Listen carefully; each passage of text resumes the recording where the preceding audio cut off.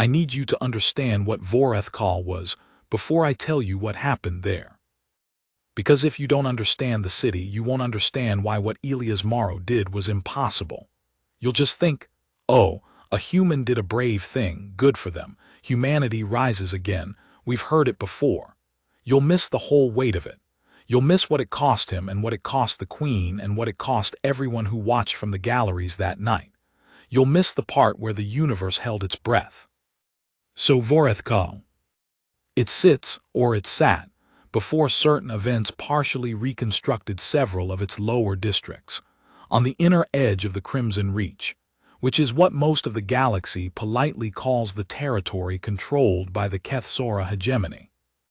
The Kethsora themselves don't call it that. They call it the eternal domain of the undying flame. They've been calling it that for about 900 years. Nobody corrects them because the Kethsora have a particular relationship with fire and with the word correction, and with anyone who combines those two things in their presence. The city is built from a mineral called voronite, a deep, arterial red stone that almost seems to glow from within, especially at dusk, especially when the twin suns of the Reach descend together in that way they have of descending slowly, like something enormous lowering itself into water.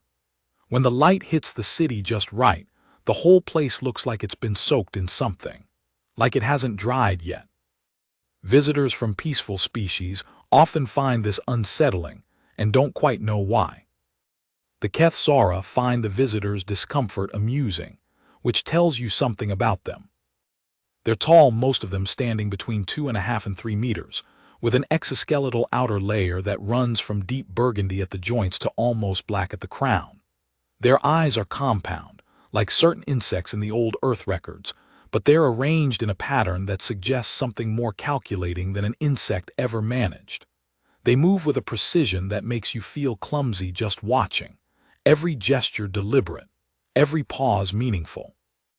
They've been running an interstellar empire for 9 centuries, and they have never, not once, apologized for anything. Their queen, the one relevant to this story, was called Sirikaivoreth, the Crimson Queen in common galactic parlance. Her actual title, translated from High Keth, runs to about 47 words and takes nearly 3 minutes to recite properly, so most of the galaxy used the shorthand. She'd been queen for 60 years by the time Elias Morrow walked into her throne room. She was, by every available measure, one of the most dangerous individuals in the known galaxy. She'd ended 7 diplomatic relationships by choice, dissolved 3 by having the relevant ambassadors escorted into the lower furnace districts and not escorted back, and once responded to a trade dispute with a neighboring species by personally leading a fleet action that concluded in 11 days and left no room for counter-negotiations. She was brilliant, lethal, entirely without patience for things she considered beneath her, and she had, by all accounts, an almost artistic appreciation for music. That last detail matters. That detail is in fact the entire story. The city had been hosting what the hegemony called a convergence, a cultural gathering that sounds, from the description, something like a festival, but is actually more like a demonstration. Species from across the Reach and its neighboring territories came to Vorethkal every 7 years to present their arts, their sciences, their philosophical achievements, and their military accomplishments to the Crimson Throne. The implicit understanding, never spoken, never needed to be, was that sufficiently unimpressive presentations were noted, and noted things had a way of finding themselves on certain lists, and certain lists had a way of producing consequences that weren't cultural at all. It was, in the words of Ambassador Thrieltalk of the Vasori Collective, who attended the convergence twice and wrote about it extensively, a celebration structured entirely around the anxiety of the celebrated. 37 species had sent representatives. 22 had sent performers.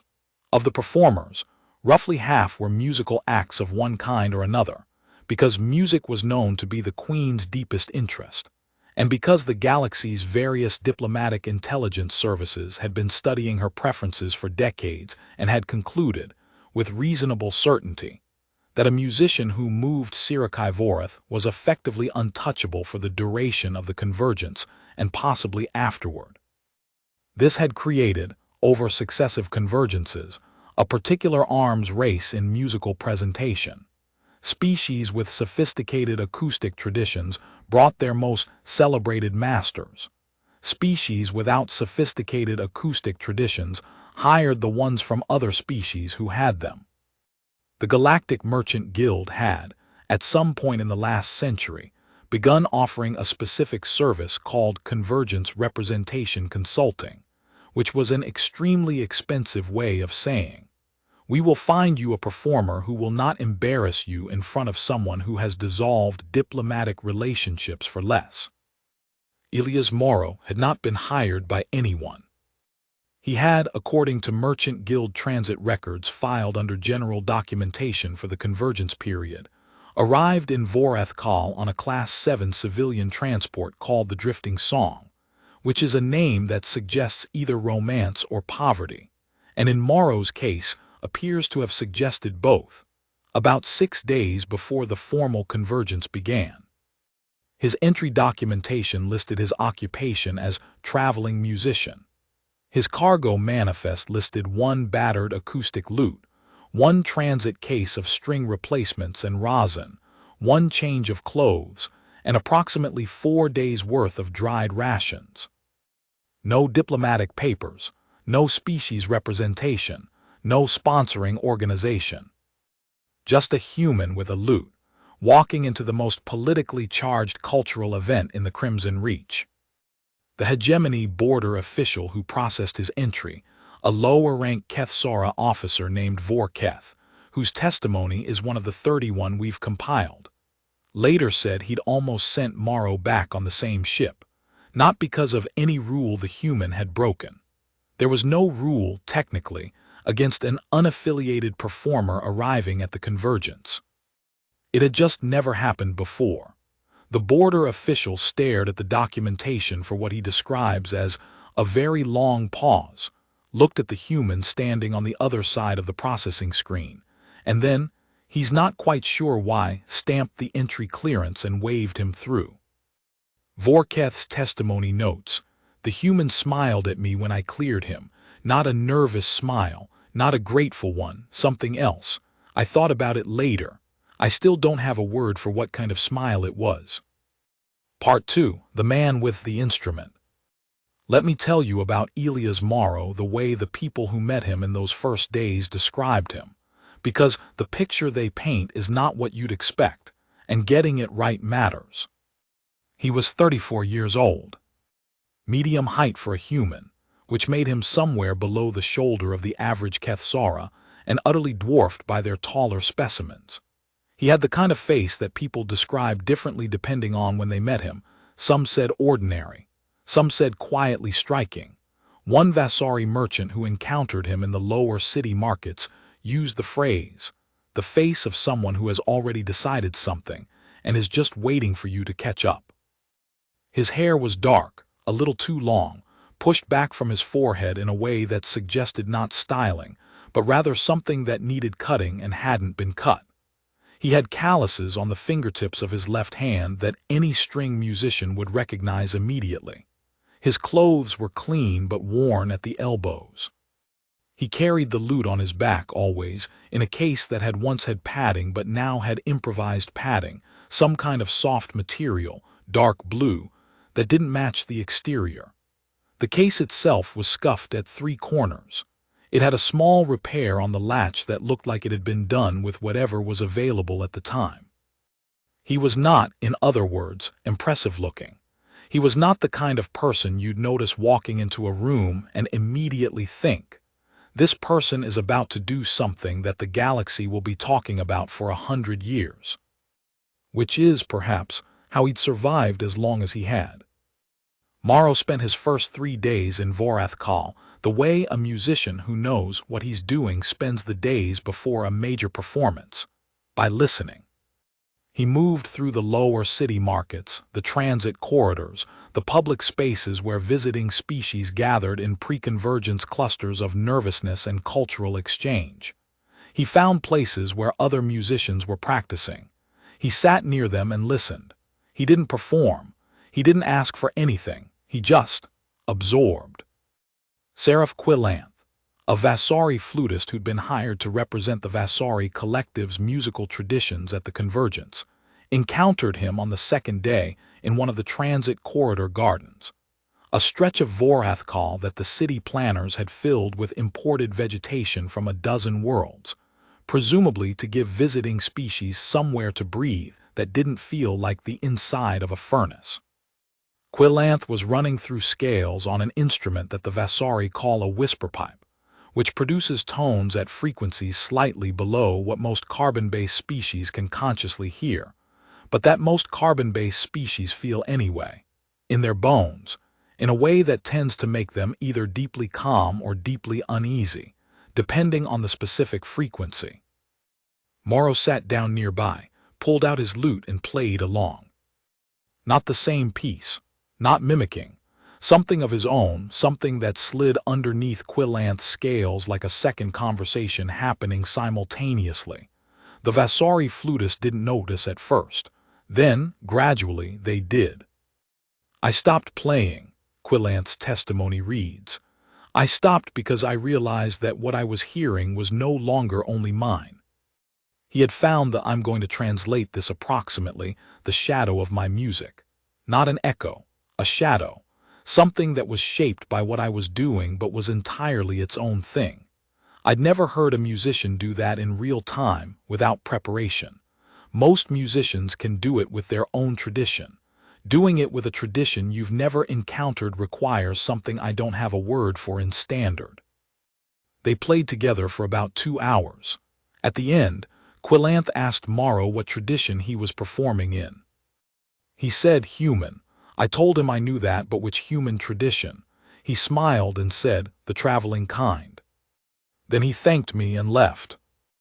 The other significant pre-convergence encounter happened on Morrow's 4th day, in a lower city district called the Ember Quarter, which was where most of the non-Kethsora visiting species had been housed, with varying degrees of comfort depending on their diplomatic standing with the hegemony.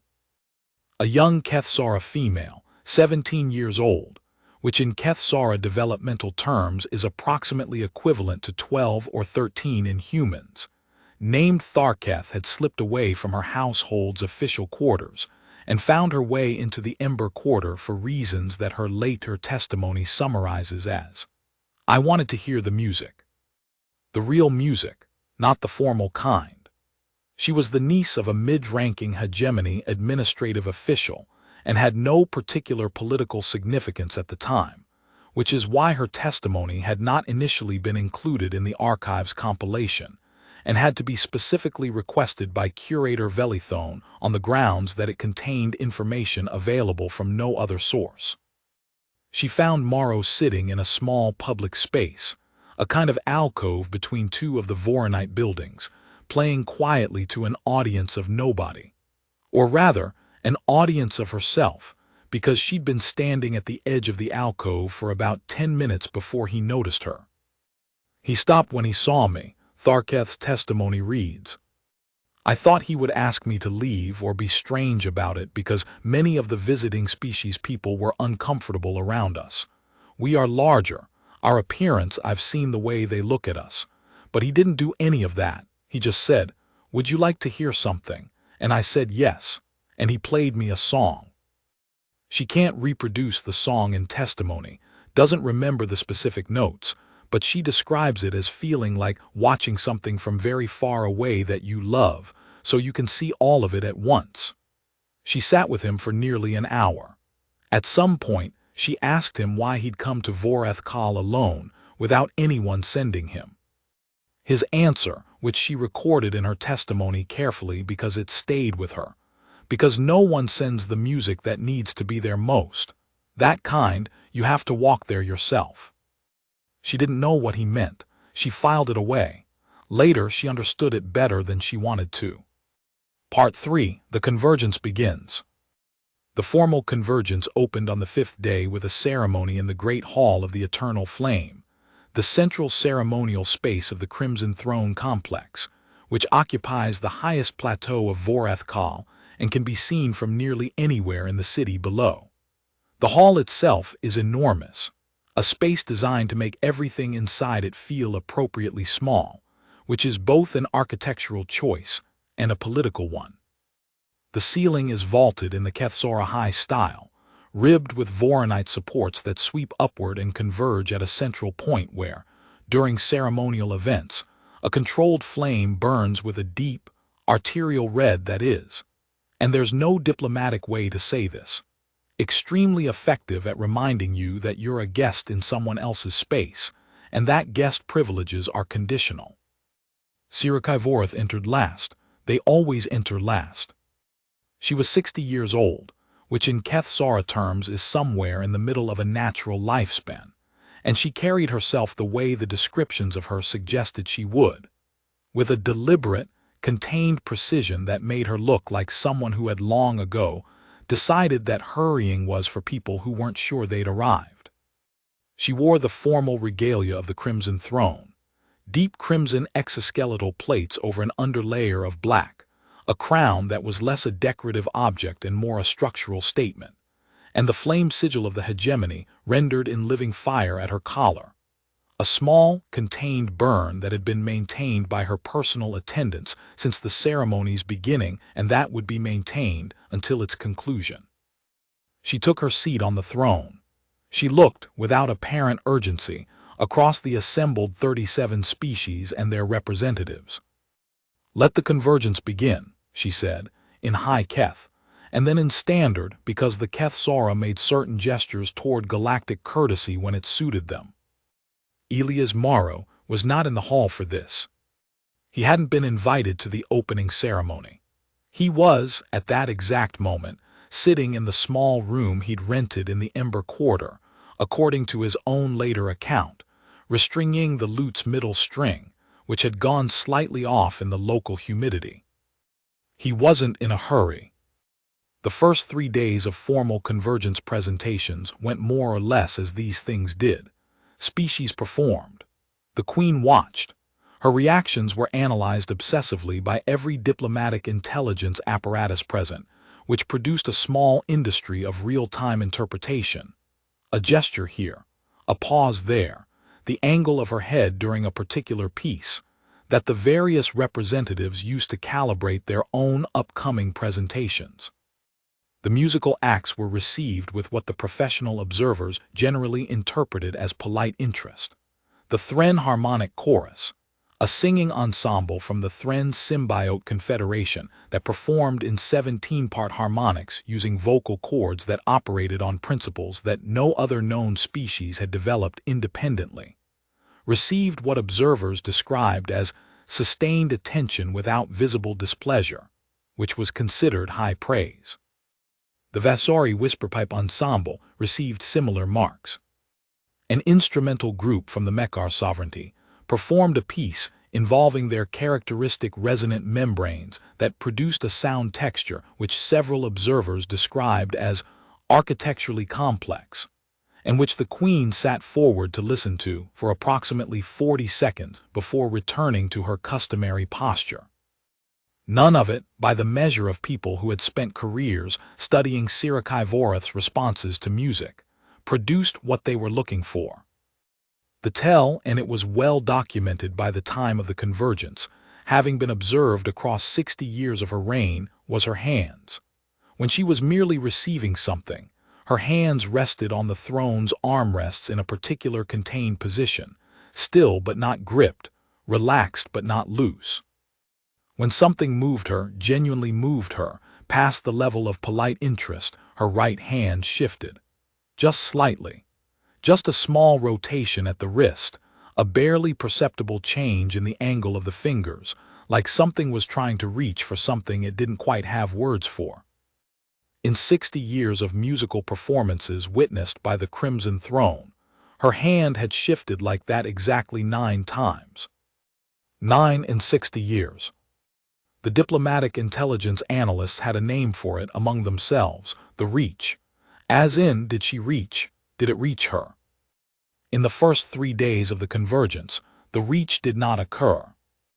Morrow attended the public portions of the convergence, the lower gallery exhibitions, the market demonstrations, the species-to-species cultural exchanges in the transit corridor gardens. As an observer, he watched the musical performances that took place in those less formal spaces. He played a little, here and there, in the public gardens in the evenings, drawing small audiences of the sort that informal performances draw passing visitors, off-duty hegemony administrative staff, a few Kethsara youth who lingered at the periphery of the garden with the careful casualness of people who wanted to listen, but didn't want to be seen wanting to listen. It was during one of these evening performances, his second in the Ember Quarter Garden, his third day of public playing, that the thing happened which set all of the subsequent events in motion. A senior hegemony administrative official, rank equivalent to what Galactic Standard would call a Lord Chamberlain, was walking through the Ember Quarter with a staff of 3. His name was Vareth Kal Sin, the same household, it turned out, from which young Tharketh had slipped away to hear Morrow play the previous day. He wasn't looking for Morrow specifically. He was, according to his own later testimony, conducting a routine pre-convergence check of visiting species accommodations, which was a bureaucratic function he found tedious and delegated whenever possible. He heard the lute from the mouth of the garden. He stopped. His staff stopped. He stood there for approximately 4 minutes listening to Morrow play before he apparently decided that stopping to listen was beneath his official function and moved on. But before he left, and this is the part that mattered, he spoke to one of his staff in a low voice that the staff member later confirmed was, "Find out who that is." The staff member found out. The information passed upward through the hegemony administrative structure with a speed that testified to certain things about how information regarding the Queen's aesthetic interests was treated as priority intelligence. By the following morning, it had reached the Queen's personal cultural affairs advisor. By midday, it had reached the Queen. Part 4. The invitation that wasn't an invitation.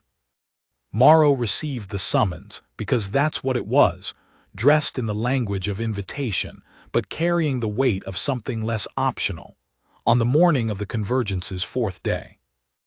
A hegemony administrative courier arrived at his rented room and delivered a document that, when translated from formal High Keth, said approximately, "Her eternal flame, the undying sovereign of the Crimson Reach, etc., etc., requested the attendance of the traveling musician of human designation at an informal musical audience in the private wing of the Crimson Throne complex that afternoon, at the 2nd hour of descent sun." It was a document of about 300 words. 270 of them were title and honorific. The actual request was 30 words. This was characteristic Kethsara communication style. Morrow read the document. The courier, who was Vasari, one of the hegemony's administrative staff from a client species, watched him read it. Morrow looked up from the document and smiled. "What do I wear?" he asked. The Vasari courier, whose name was Pemanth and whose testimony we have on file, later said, "I delivered 17 summons to the private audience in my tenure with the hegemony. 15 of the recipients went pale, or whatever pale looks like for their species. 1 fainted. 1 very experienced Thren diplomat simply said yes and closed the door. The human asked what he should wear. I didn't know what to do with that." Morrow wore the second of his 2 sets of clothes, the cleaner one, which was a dark blue that had probably once been darker, and brought his lute. The private wing of the Crimson Throne complex was different from the Great Hall. Still enormous by human standards, still Voronite, still that deep arterial red, but the ceilings were lower, the spaces more deliberate, and the decor more personal. The Queen's collection of musical instruments from across the galaxy occupied an entire corridor.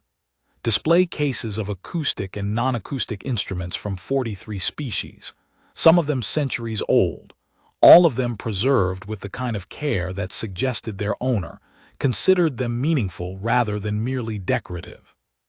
Morrow was escorted through this corridor on his way to the audience chamber, and according to the escort, a senior Kethsora guard named Vrethkal, who provided his account reluctantly but completely, stopped twice to look at specific instruments in the cases. He stopped at the human case, Vrethkal's testimony reads. There was a human guitar in there, a classical acoustic, about 400 years old from what humans call the Spanish tradition. He looked at it for a long time, not sad exactly, but like he recognized something. Then he stopped at the Thren vocal reconstruction, you know what those are, the mechanical throat models, and looked at it for a different kind of time, like he was thinking about something technical. Then he moved on. Vrethkal doesn't say what Morrow's expression was during either stop. When pressed by the archives researcher, he said, "I'm not good at describing human faces. They move too much." The audience chamber was a circular space about 20 meters in diameter, with seating arranged in a broad arc facing a low performance dais. The ceiling was open, a design feature of the private wing that allowed the twin suns' light to fall in a controlled aperture across the chamber, which meant that at the second hour of descent sun, when Morrow arrived, the light was that particular quality of late-day reach light. Deep amber crossed with the reddish overtone of the secondary sun, falling at an angle that made everything it touched look like the last minutes of something. The Queen was already there. She was alone except for 2 personal guards positioned at the chamber's perimeter, a departure from the usual formal arrangements, which typically included a full staff complement. This was, the archive has subsequently assessed, a deliberate choice. Something about this particular situation had made Sirakai Voreth decide she wanted to hear it without an audience. Morrow was shown in and then, after a brief hesitation from the escort, left alone with her. The Queen of the Kethsora hegemony studied him. He held her gaze calmly, unhurriedly, with that same quality that Tharketh had noticed in the alcove, which wasn't defiance and wasn't submission, and was something that didn't have a good word in most of the galaxy's languages. "You are the human musician," she said in standard. Her standard was perfect, precise, unaccented, which is its own kind of accent. An unaffiliated one. "You came to my convergence without invitation." "I came to Vrethkal," Morrow said. "The convergence was happening. Those 2 things were simultaneous." A pause. One of the guards shifted almost imperceptibly. The Queen did not move at all. "Do you know what happens to guests who exceed their welcome in my domain?" she said. "I know what's happened to some ambassadors," Morrow said. "I'm not an ambassador. I don't have a welcome to exceed. I just have a lute." Another pause. And then, and this is the part that multiple witnesses in adjacent spaces confirm, because the acoustics of the private wing were such that certain sounds carried unexpectedly into connecting corridors, the Queen made a sound. It was short. It was quiet. It was not a sound that anyone who had spent time around Sirakai Voreth had heard her make before. The closest word in standard is amusement. "Play something," she said. Part 5, the first playing. What Morrow played in that first private audience is documented through 2 sources. His own account, given later under circumstances we'll come to, and an acoustic intelligence capture from a hegemony surveillance drone that was operating in the private wing for routine security monitoring. The drone's audio record is in the archive. I've listened to it. I've had 3 separate musicologists from 3 separate species listen to it and provide assessments. What follows is my best attempt to translate those assessments into language that doesn't require advanced harmonic theory to understand. He played for approximately 40 minutes. In that time, he performed what appeared to be 6 distinct pieces, though the musicologists debate whether they were truly separate compositions or movements of a single larger work that Morrow was constructing in real time.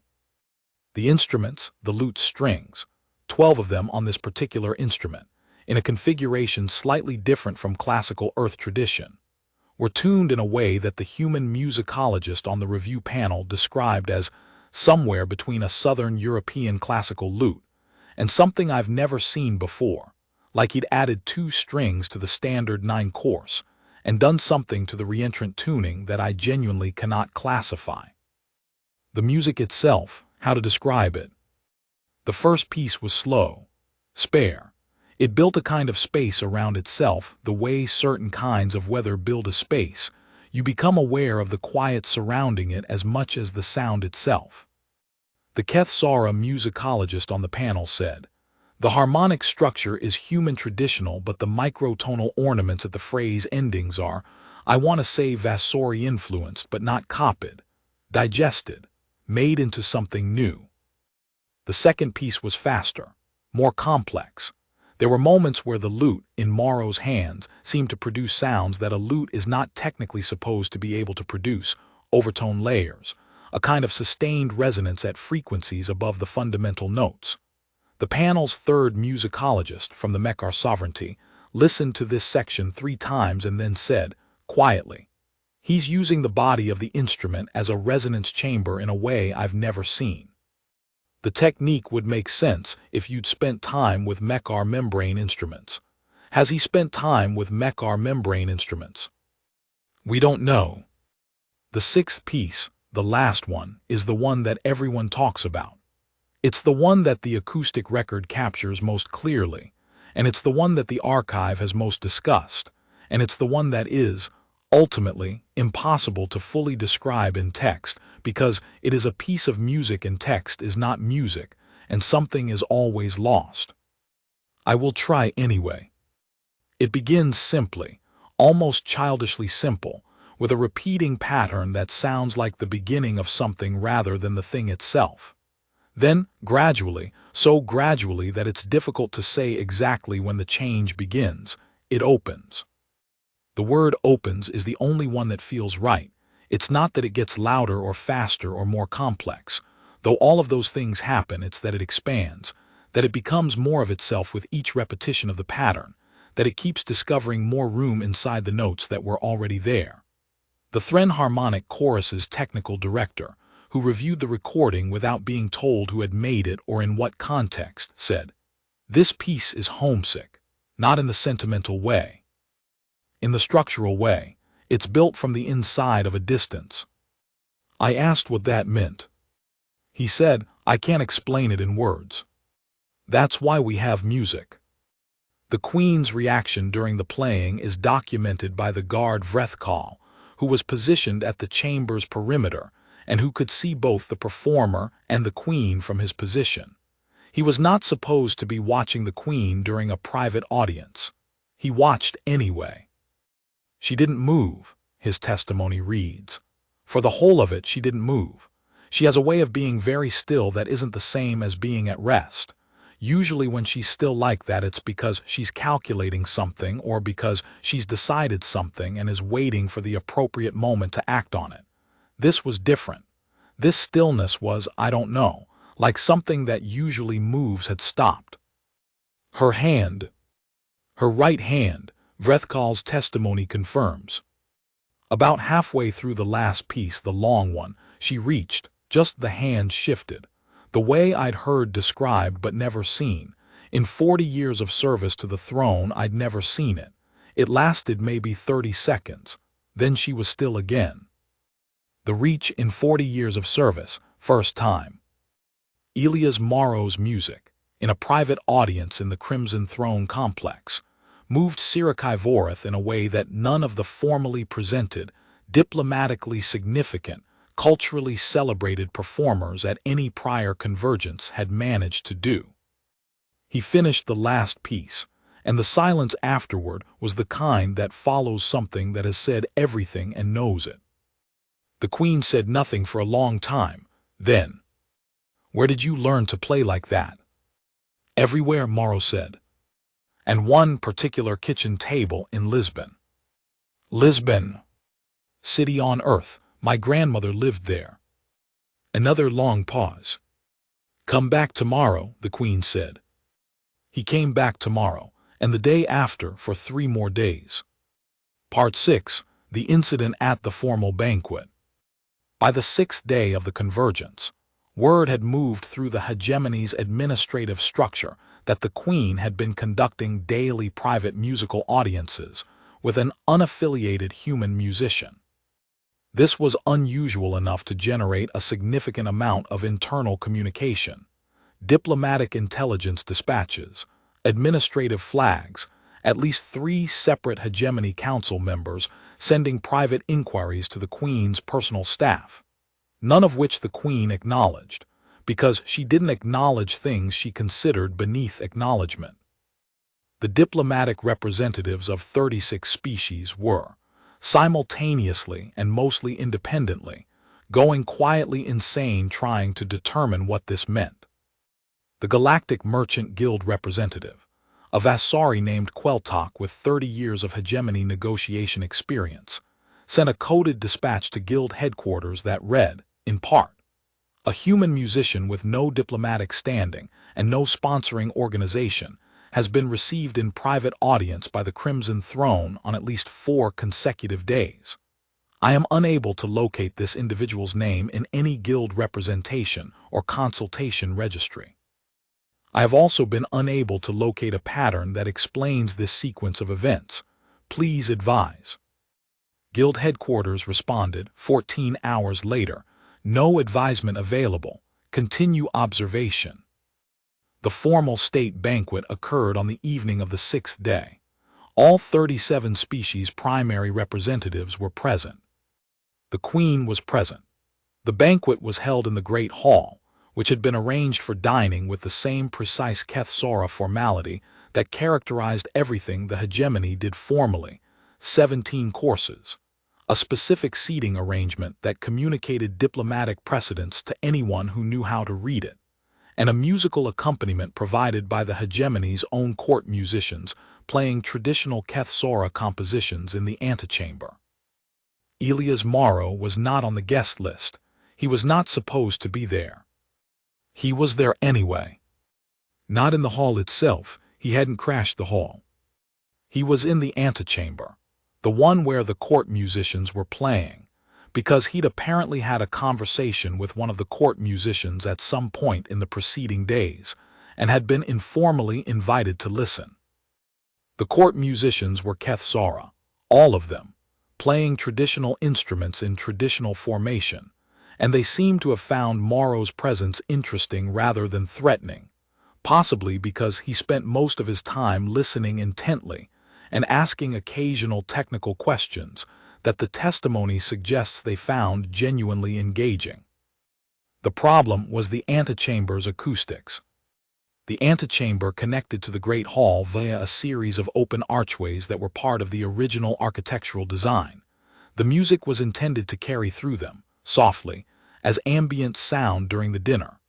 This meant that when Morrow, at some point during the 4th course, was handed one of the court instruments by a musician who apparently wanted to show him something, and played just a brief passage, barely a minute, a response to what the court musicians had been doing, it was heard. In the hall. Not clearly, not loudly, just a thread of something different winding through the existing music, something that carried through the archways like a secondary current. The Queen heard it. The diplomatic analysts watching the Queen heard it. Every person in the Great Hall who was paying attention heard it, but the Queen's reaction was different from the others. Her head moved, not much, just slightly, just a small inclination that anyone who hadn't spent years studying her would have missed toward the antechamber. She spoke to the Lord Chamberlain at her side. The Lord Chamberlain left the hall. He returned 2 minutes later with Elias Morrow. This is the moment that the archive's documentation is richest for, because virtually everyone in the Great Hall was, by this point, watching with the focused attention of people who have correctly identified that they're watching something historically significant and are trying to record every detail with their own perceptions in the absence of better tools. The Lord Chamberlain escorted Morrow to a position in the hall slightly forward of the serving staff, slightly back from the diplomatic tables.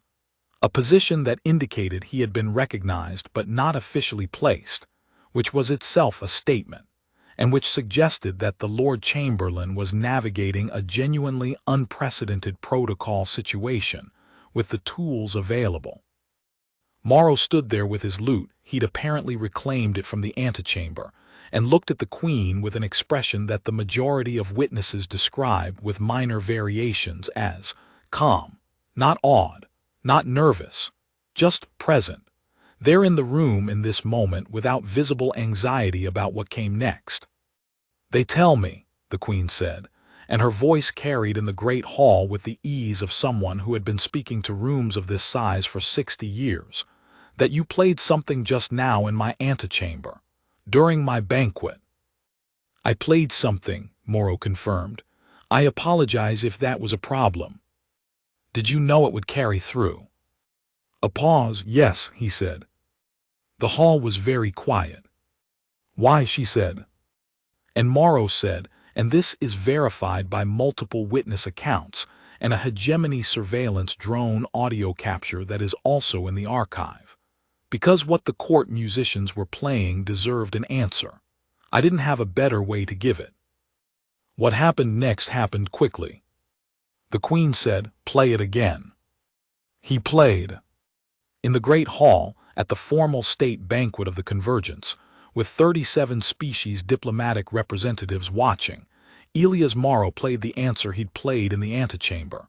A short thing, barely 90 seconds, that took the thread of the traditional Kethsora court music and wove something human alongside it, not replacing it, not overriding it, just accompanying it in a way that made both things simultaneously more than either had been alone.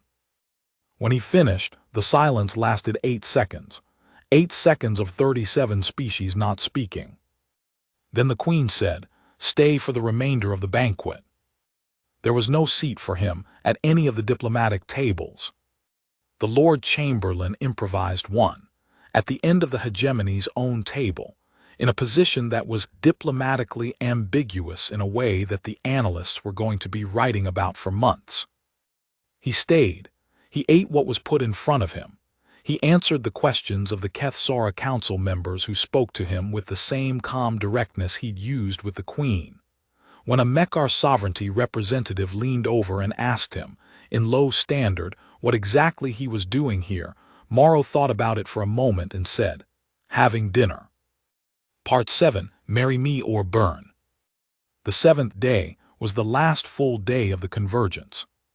The morning was occupied with the formal closing presentations, the final musical performances and cultural demonstrations that various species had saved for the position of last impression. By midday, when the closing ceremonies concluded, the diplomatic apparatus of 37 species was beginning the complex process of departure, and the hegemony's administrative structure was shifting into the post-convergence review phase. Elias Morrow was in the transit corridor garden, playing to himself.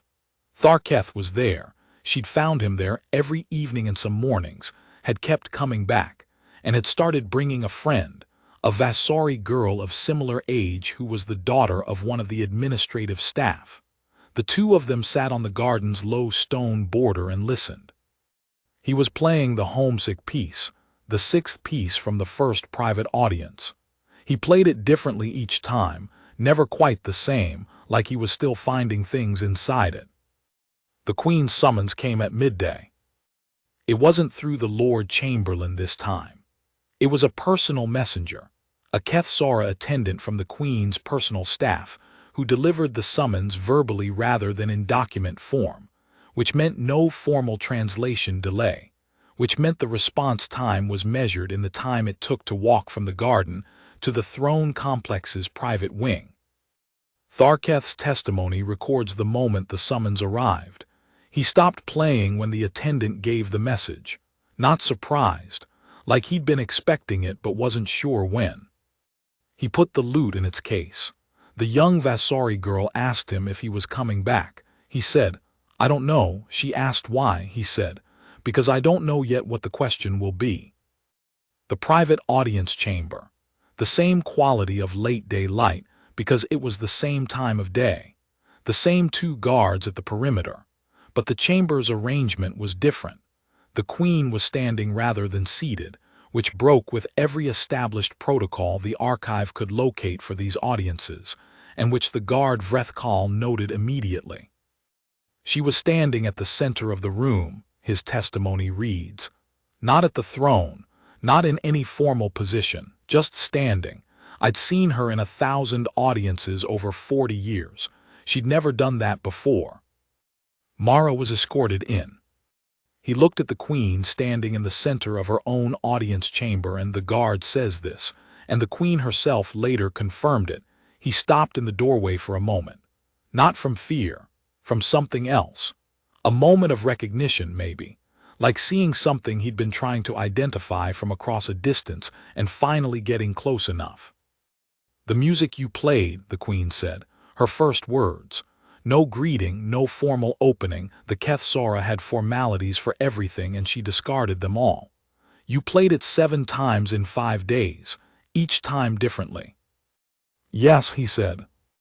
Explain that. There's more of it than I've found yet, Morrow said. I keep looking. She was quiet for a moment. Then, I have ruled this domain for 60 years. I have heard music from 43 species performed by their finest musicians. I have never heard anything that sounded like it was still being discovered by the person performing it. Every other performer I have heard performs something finished. You perform something alive. Morrow didn't say anything. Sometimes the right response to having something seen clearly is silence. I want to hear it always, she said. A pause, then. I need you to understand what that means in my domain. Always is not a figure of speech. Always means I will not tolerate its absence. He was very still. Marry me, the Crimson Queen said, or burn. The precision of those words, for those who don't understand the Kethsora context. This was not a metaphor. It was not romantic hyperbole. The Kethsora expression, burn, when used by the sovereign of the hegemony in a direct statement to a specific individual, had a specific legal meaning within hegemony law. It indicated that the individual in question had been placed in the highest priority category of the hegemony's interest, and that failure to comply with the sovereign's expressed wish would be treated as a declaration of active opposition to the hegemony, with all the consequences that historically implied for things placed in active opposition to the hegemony. Marry me or burn was not a love declaration gone wrong. It was an ultimatum, the most absolute kind available within hegemony law. 37 species diplomatic apparatus had been unable to move Sirakivorath's position on a single significant issue in the course of the entire convergence. She had just staked the full weight of her sovereign authority on a human musician with a battered lute and a room in the Ember Quarter.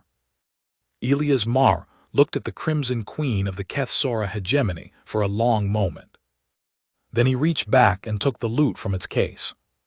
He sat down. There was a chair in the chamber, the same one that had been there for the private audiences, a simple hegemony guest chair, and he began to tune the lute, not in haste, not from nervousness. Just, the middle string, the one that had gone slightly off in the local humidity, needed a small adjustment. He tuned it. He smiled. Your Majesty, he said, not looking up from the tuning, may I play you something first? The Queen stared at him. The guard Vrethkal's testimony, which at this point becomes possibly the most valuable single document in the archive's compilation, reads, I have stood in that chamber for 40 years. I have seen every possible reaction a person can have to the Queen's sovereign ultimatum. I have seen warriors break. I have seen experienced diplomats crumble. I have seen a delegation from a militarized species, a species that has never surrendered a territory, spend 3 minutes in absolute silence before their leader quietly asked what the terms were. I have never seen anyone pick up an instrument. The Queen said, play. Part 8. What he played. This piece is not in the archive's acoustic intelligence capture. The surveillance drone malfunctioned at some point in the first 30 seconds of Morrow's performance, a technical failure that the Archive's technical division subsequently spent considerable effort investigating, and which they ultimately concluded was not sabotage, but rather a documented sensitivity in that particular drone model to certain acoustic frequencies when encountered at close range at specific amplitudes. The frequencies Morrow produced, according to the technical report, were within the range that should have been harmless to the equipment, but were apparently combined in a configuration that the drone's filters weren't designed for. The only documentation for what he played comes from the two witnesses in the room, Vreth Kahl, at the perimeter, and the Queen herself, in her own account given 3 days after the events. Both accounts are consistent in structure, if different in language. He played for a long time, longer than any of the private audiences. The guard's estimate, logged immediately after, was approximately 90 minutes, though he acknowledges his sense of time was affected. The Queen's account doesn't specify duration. He played, both witnesses agree, the homesick piece as they'd heard it before, and then something happened a moment both accounts describe with slightly different metaphors as a shift or a change. Vreth Kahl says, "It changed direction, like water that had been running one way finding a different gradient." The Queen says in her account, "He found the next room in it." The next room, that phrase. What was in the next room, both accounts agree, was something neither of them had expected from the piece. It had, up to this point in all its performances, carried the quality the Thren analyst called the inside of a distance. What it carried after the shift was harder to name. Vreth Kahl's best attempt is, like the distance had been crossed. The Queen, who had words for things that Vreth Kahl did not, said, "It was still homesick, but it was also home, both at once. I don't know how that's possible, I still don't." The piece ended. Morrow sat with the lute in his lap and didn't say anything. The Queen sat down on the chair that wasn't the throne, just a chair in the audience chamber, not a formal position, like someone who had been standing for a long time and suddenly realized they could stop. She was quiet for a very long time. Then she said, "What was that last part?" "Something I hadn't found yet," Morrow said. "I found it just now." "Here," she said, "in this room." "Yes." She sat with that for a moment. "Then, what made you find it now?" He considered the question seriously, the way he seemed to consider everything, not performing consideration, actually doing it. "I think," he said slowly, "because I needed to show you something, and I didn't know what it was until I started looking for it. And what I needed to show you was that the distance in the piece wasn't the point. The piece was always about what comes after the distance." "And what comes after?" she said. "Choosing to be somewhere," he said. "Not being sent, choosing." The Queen of the Kethsora hegemony was silent for a long time. Then she said, and this is in her own account, given freely, "I understand that I asked you an impossible question." "You asked me a real question," Morrow said. "I don't think it was impossible." "I asked you to submit or die," she said, with the directness that Kethsora reserve for moments when directness is the only currency they trust. "That is what the words mean in my law." "Yes," he said. "And you tuned your lute." "Yes." "Why?" He thought about that. "Because the question you actually asked," he said, "wasn't the one in the words. What you actually asked was, will you stay? Will you keep playing? Will you keep finding new rooms in the thing? And that question, I could answer that one honestly." "And what is the honest answer?" "That I can't promise to stay in a place," Morrow said. "No one can promise that and have it mean anything. But I can promise that wherever the music goes, I'll follow it. And the music has been going toward something here these last 7 days, something I hadn't heard before. So, yes, I'll stay. As long as that's true, I'll stay." The Queen looked at him for a long time. Her right hand was resting on the arm of the chair, not in the formal throne position, just resting.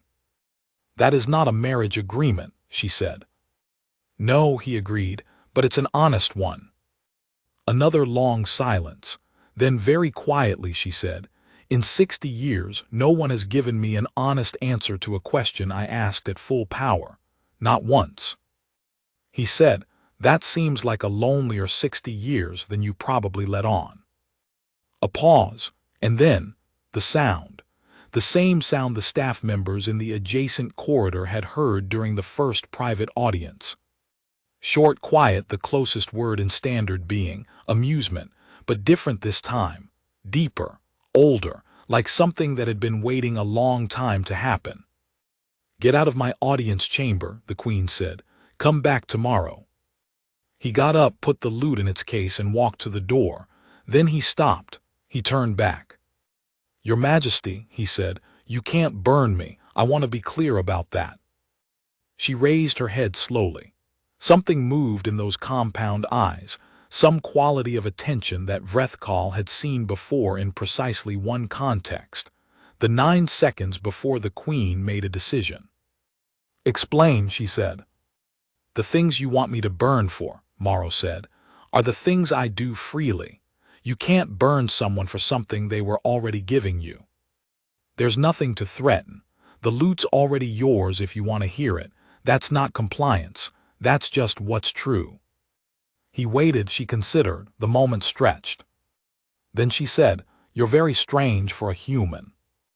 I'm very standard for a musician, he said. We're all a little strange. He left. Part 9, The Aftermath. The Convergence's official closing ceremonies concluded on the following morning. 36 species representatives departed Vorethkal on schedule over the next 48 hours. The diplomatic apparatus of the known galaxy began, collectively, to process and analyze everything that had occurred. Ilias Morrow did not leave.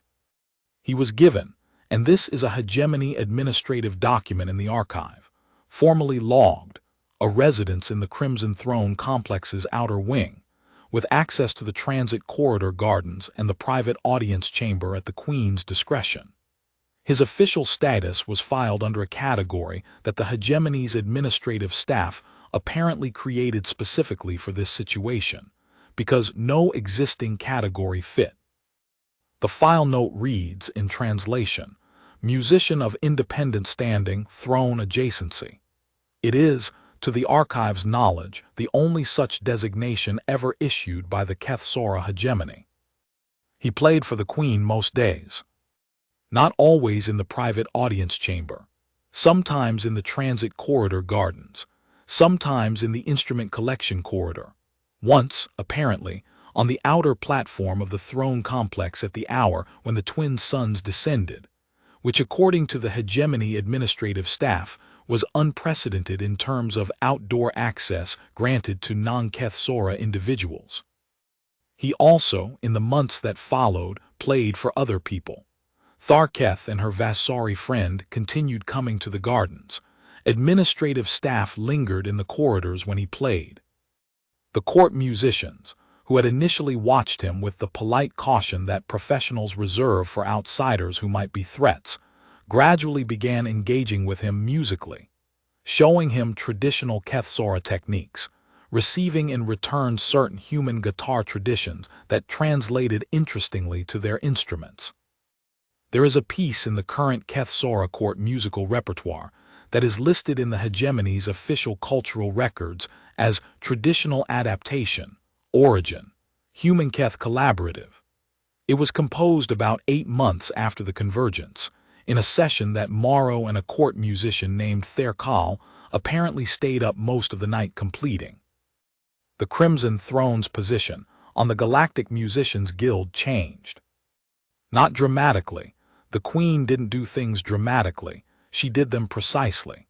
But where previously the hegemony had maintained a studied indifference to guild activities, a new practice of cultural exchange began, one that brought performing musicians from multiple species to Vorethkal under arrangements that were protected and clearly defined.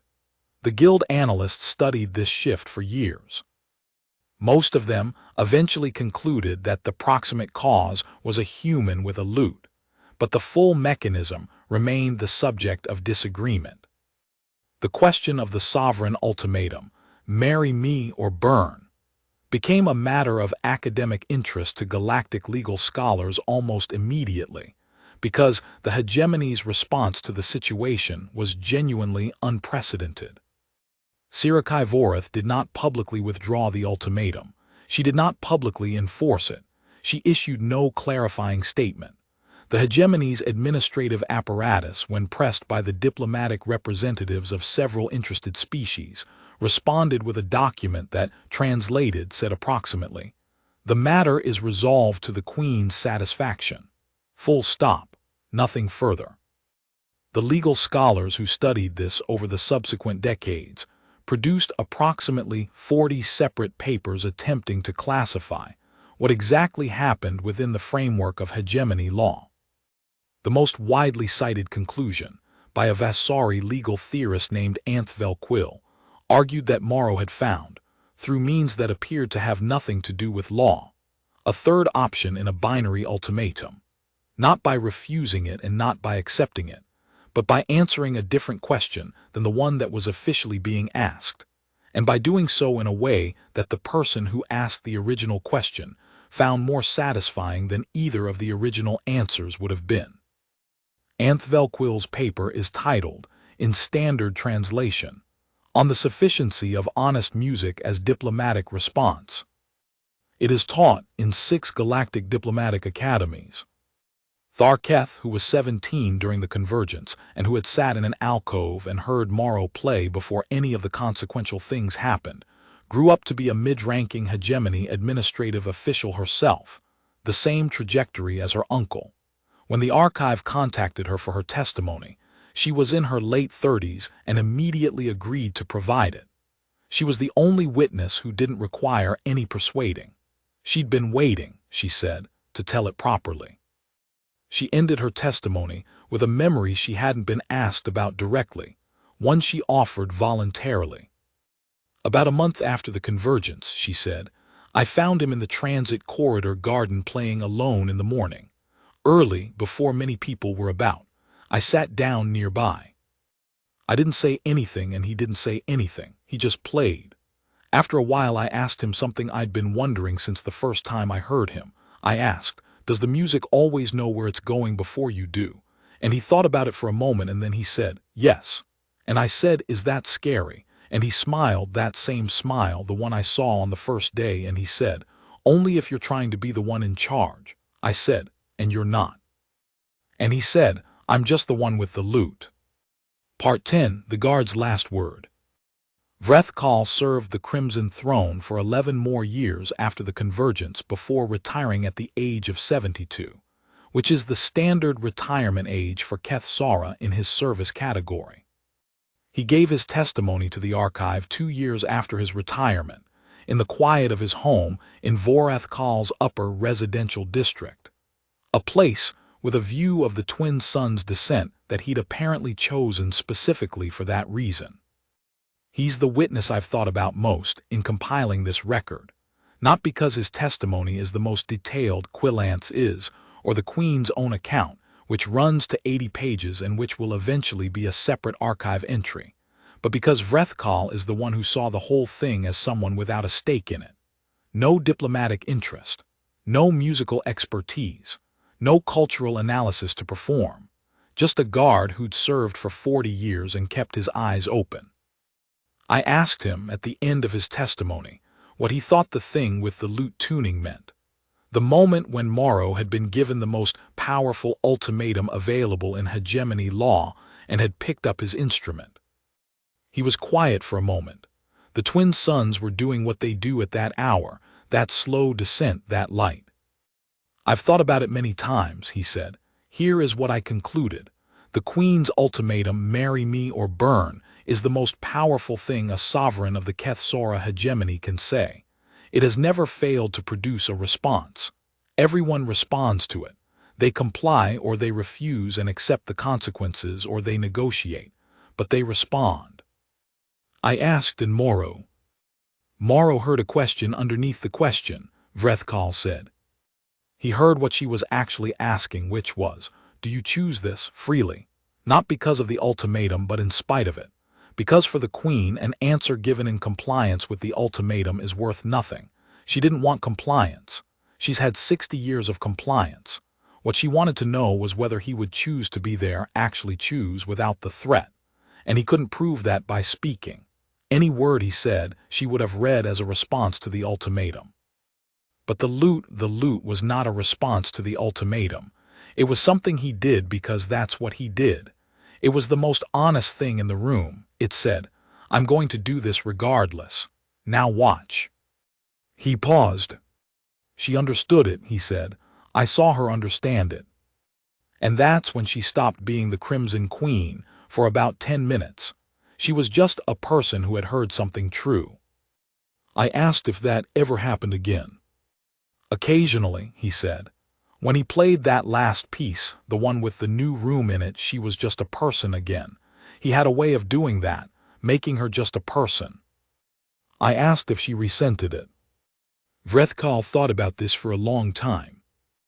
"In 40 years," he said finally, "I never once heard her laugh, not genuinely.